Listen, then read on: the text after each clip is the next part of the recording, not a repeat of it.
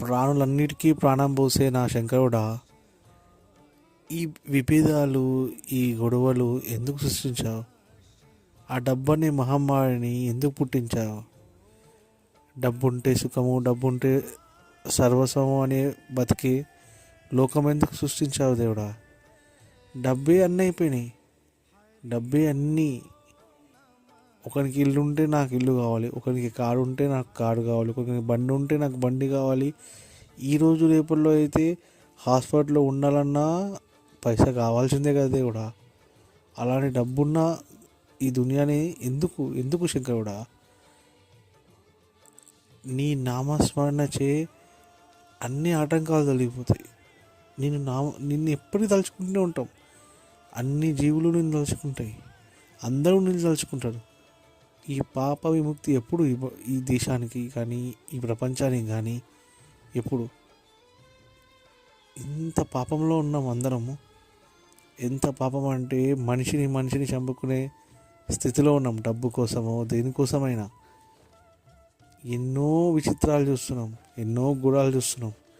ఇన్ని గూడాల మధ్య, ఇన్ని విచిత్రాల మధ్య ఇట్లాంటి లోకం ఉండడం అవసరమా? ఎంతో బాధలో ఎంతోమంది ఉన్నాడు.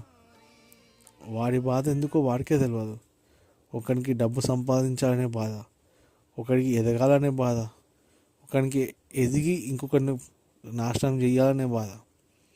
కానీ ఎవరికి కూడా తెలియదు నువ్వే సర్వమని, నిన్ను తలుచుకుంటే సరిపోతుందని. ఒకరికి లక్షల కోట్లు ఇప్పుడు ఉండొచ్చు, వాడిది ఏ జన్మ పుణ్యమో వాడు ఇప్పుడు సంపాదిస్తున్నాడు. నువ్వు ఈ జన్మలో పుణ్యం చెయ్యి. నీకు ఈ జన్మలో కాకపోయినా వచ్చే జన్మ అంటూ ఉంటే నువ్వు కూడా ఆ ఎత్తుకు ఎదుగుతావు. ఆ శివుని ఆశీస్సులు ఉంటే ఈ జన్మలో అయినా ఎదుగుతావు. అట్లా కాదని అన్ని అడ్డదాళ్ళు దొక్కుతున్నాడు శివుడా. చూడు ఈ లోకాన్ని చూడు, నువ్వు సృష్టించిన ఈ లోకాన్ని చూడు ఎలా ఉందో. నీ మూడో కన్ను తెరిసే రోజు దగ్గరలోనే ఉంది అనుకుంటున్నా ఈ పాపాలన్నీ చూస్తుంటే. ఇంత పాపమయ్యా, భూమి ముయ్యలేకపోతుంది ఈ పాపాన్ని, కళ్ళు చూడలేకపోతున్నాయి. అన్ని వార్తలు వింటున్నాము.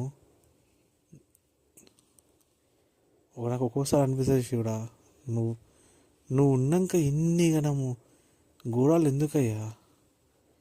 నువ్వు ఆపలేవా తండ్రి? నువ్వు ఆపగలవు తండ్రి. కాకపోతే నువ్వు మమ్మల్ని పరీక్ష పెడుతున్నావు.